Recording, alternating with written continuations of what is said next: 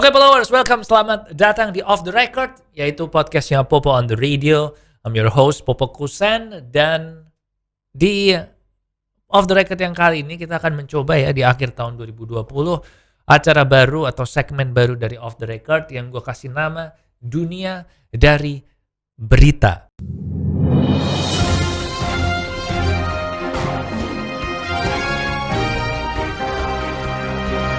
Karena tadinya sebenarnya gue pengen dunia dalam berita sih, tapi nggak bisa ya karena masih tayang ternyata dunia dalam berita, so terpaksa gue ganti aja jadi dunia dari berita. Nah segmennya ini sangat gampang, jadi gue akan men-sharekan beberapa berita yang gue rasa menarik buat kamu dari seluruh dunia. Bisa seminggu terakhir, bisa 2 minggu terakhir, pokoknya jarak antara episode sebelumnya dari Off The Record ke episode yang hari ini. Tapi sebelum kita mulai berita dari dunia untuk hari ini, saran gue kamu subscribe dulu atau klik tanda lonceng di bawah supaya kamu gak ketinggalan kalau ada episode baru dari Off The Record. Yang terus terang sampai sekarang juga gue belum punya jadwal pastinya sih ya, kapan rilis setiap hari apa dan sebagainya. Masih meraba-raba soalnya, nanti kita lihat aja. Pokoknya pastiin kamu udah subscribe biar tidak ketinggalan kalau udah ada episode yang baru. So jangan kemana-mana, kita segera mulai berita dari dunia ini.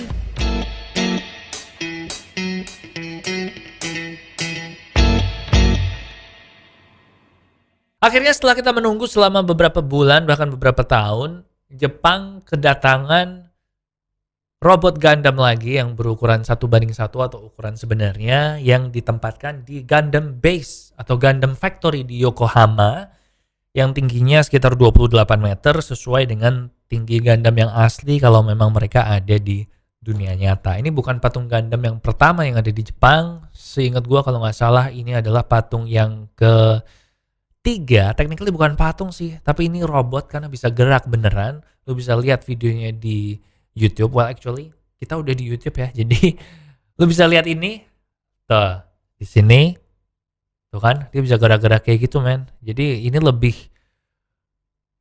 sophisticated, lebih modern, lebih canggih dibandingkan robot yang pertama kali ada dulu tahun 2009, Gundam yang sama RX-782, dan juga yang sebelumnya ini yang ada di Odaiba yang Gundam Unicorn. Itu dia kan cuman berubah dari Unicorn berubah jadi Destroy Mode. Nih cuplikannya ada nih yang dulu. Yep, this is it.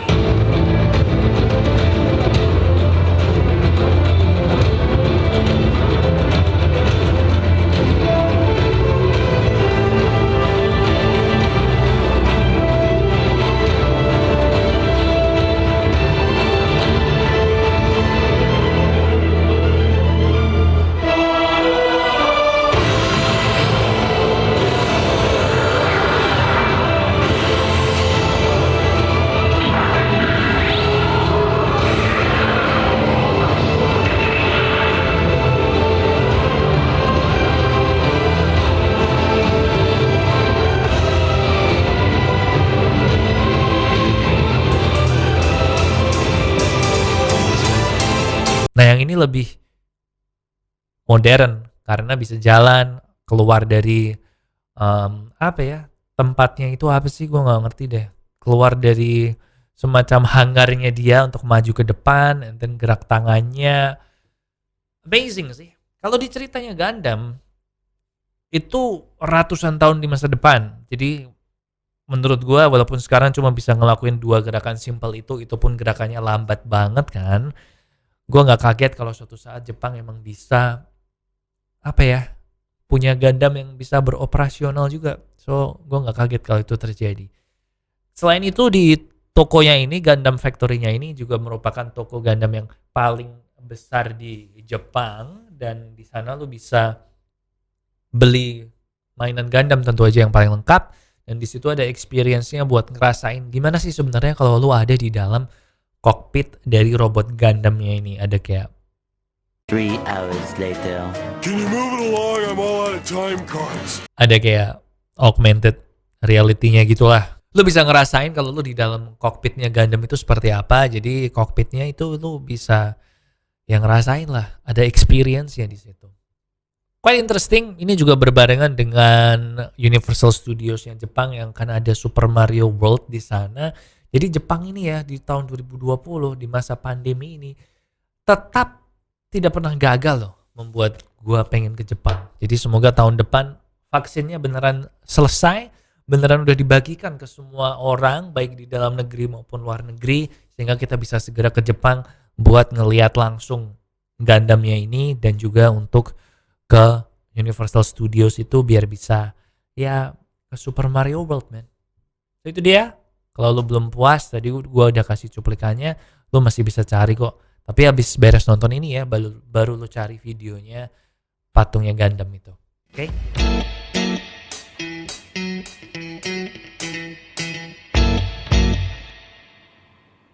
Balik lagi di Off the Record, berita dari dunia. Sekarang kita akan ke Taiwan. Di mana ada satu kejadian yang bisa dibilang ini adalah versi ini ya, kehidupan nyata dari meme yang menjadi kenyataan. Kalau lo ingat dulu awal-awal PlayStation 5 itu diumumkan desainnya seperti apa, kan ada sempat video viral dari Korea gitu yang tentang seorang suami yang membeli PlayStation 5 diam-diam, terus istrinya nggak tahu kalau itu PlayStation 5, dia bohongin kalau ini adalah Wi-Fi router atau modem Wi-Fi supaya diperbolehkan untuk beli. 와이파이가 갑자기 안 터지신다고요? 아, 네네. 어젯밤부터 갑자기 안 터지더라고요. 와이파이 공유기가 좀 오래되긴 했는데. 예, 제가 한번 봐볼게요. 아, 예. 아, 이거 공유기가 구형이라서 수명이 이거 다 된 것 같은데요. 아, 그래요? 그럼 새 걸로 바꿔야겠네요. 그렇죠. 아무래도 새 걸로 교체를 하시는 게 좋으시죠. 그러면 새 걸로 여보? 그래요. 그럼 새 걸로 교체해 주세요. 예, 알겠습니다. 예, 설치 다 끝났습니다. 아, 네, 고생하셨어요. 그 출장비나 설치비 같은 게. 아, 없습니다. 이거는 서비스 차원이기 때문에. 아. 예, 그럼 저는 들어가 보겠습니다. 네, 감사해요. 어휴, 요즘 세상이 참 좋아졌어. 옛날에는 뭐 출장비니 설치비니 해가. 잠깐만요. 아, 예, 뭐 궁금하신 점이라도. 이거 공유기가 원래 이렇게 커요? 아유, 요즘 뭐 4G다 5G다 해가지고 속도 따라가려면은 보통 공유기로는 안 돼요. 그래 여보, 그 슈퍼컴퓨터는 엄청 크대잖아. 이거는 큰 것도 아니야. 그래? 꼭 게임기 같은데. 아니 무슨 게임기는 게임기야. 와이파이 공유기 바꿨거든? 근데 크기가 되게 크거든? 이름이 플스래. 플스? 뭐 플레이스테이션 말하는 거야? 플레이스테이션. 아, 예, 형님 잘 지내시죠? 뭐야? 박서방 오랜만이야. 잘 지내지? 아, 잘 지내죠. 아, 저 형님 저 이번에 공유기 바꿨어요. 저 이제 플스라고. 그거 알지 플스. 그거 뭐야 그거. 플래시 스피드. 그래 그거 플래시포트. 예, 그 요즘 이게 유행이잖아요. 그래 그거 요즘 유행이지. 솔직히 말해 이거 뭐야? 해서 나가지고 운전 중이라서 한 달 뒤에 다시 전화할게. 미안해. 여보세요. 너 차 없잖아. 솔직히 말해. 이거 뭐야?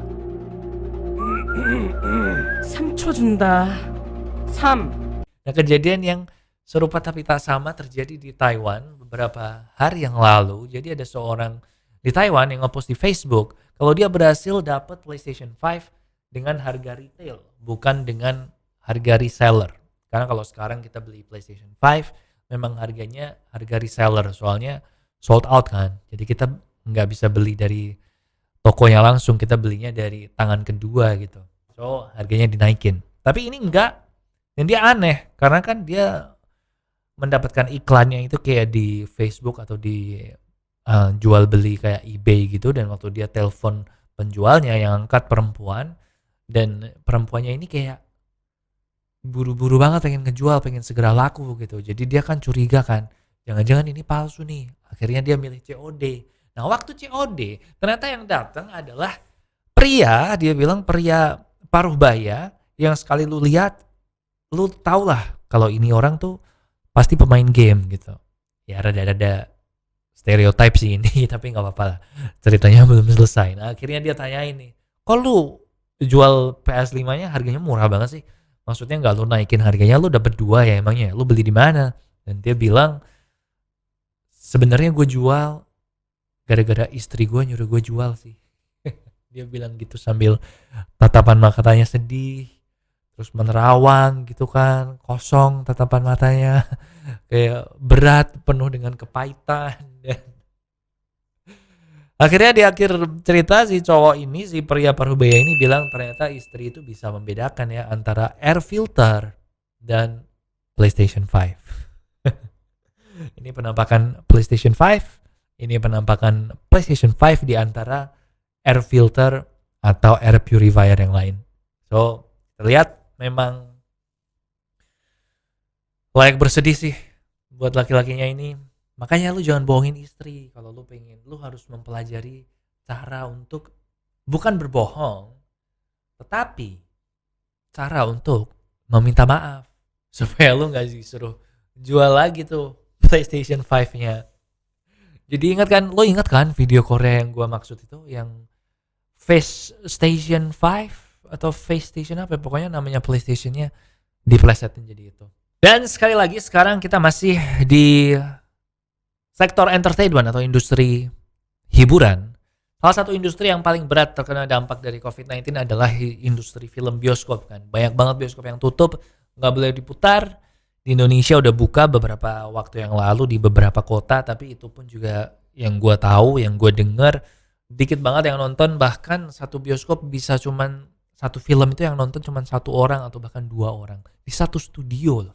Jadi itu kan efek banget ya. Bahkan sampai popcorn di Indonesia aja tuh pada dijual kan dengan harga murah, 10.000 apa ya. Gue lupa inget sih, teman gue kemarin yang cerita pada jualan di depan bioskop gitu popcornnya 21. So bener-bener kena.